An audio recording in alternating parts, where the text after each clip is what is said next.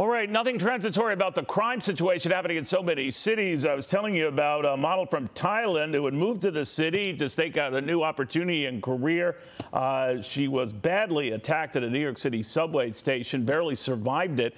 And then you hear about all of these smash and grabs going on, not only in places like New York, but across the country. And now being criticized by some prominent liberals who at this point are saying, yeah, maybe enough is enough. And Gianna Caldwell, who was saying that actually a long time before most. Gianna, here we go. And more reminders that it's not stopping. The difference this time, people like Nancy Pelosi, the mayor of San Francisco, others saying enough is enough. What do you make of it? Yeah, I mean, as they should have been saying a long time ago, and I got to tell you, there was a recent study that came out that identified 22 major cities, and they said that there was an increase in homicides when they looked at the first 9 months of this year. They saw an increase in homicides. These same 22 cities had a 36% increase in homicides from 2019 to 2020.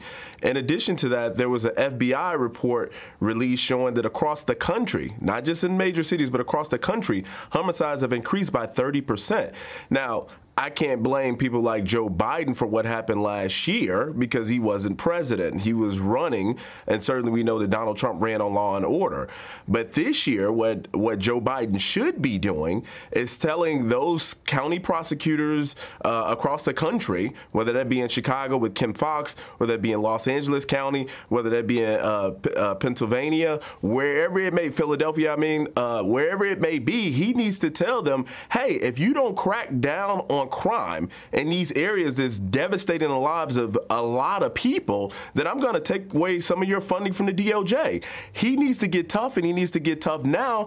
But unfortunately, the American people do not believe that he is willing to get tough, because a Fox News poll just showed, a poll Fox News reported on 3-4 days ago, showed that 43% of Americans approve of his handling on crime. So this is a devastation that needs to end immediately, because lives are being ruined left and right because of these issues. You know, it is, jarring when you see like a mayor of San Francisco doing a 180, saying this crime situation and problems, we've got to get on top of it. Someone whose district includes San Francisco, the San Francisco area, Nancy Pelosi, saying as much.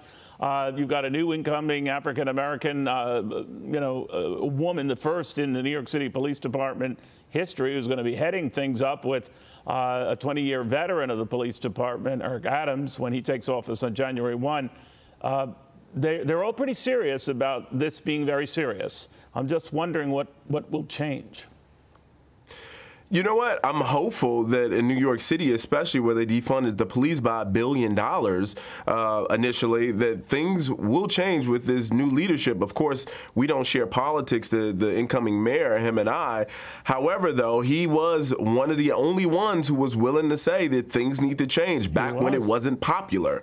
So that changes, I think, the possibly changes the game in the city of New York. But what about the city of Chicago and Cook County, where we've experienced these issues for years? Kim Foxx, she was brought in as county prosecutor and then dropped 25,000 felony cases, including rape and murder. So who's going to say anything about that? Because we've not really seen action on that. We've not really seen liberals like Joe Biden and Kamala Harris are calling out these kind of folks. They kind of supported it or stayed quiet. So that's problematic. And when I say supported it, I'm talking about the defund the police movement by not speaking out against it. I want to make sure I'm clear for our viewers.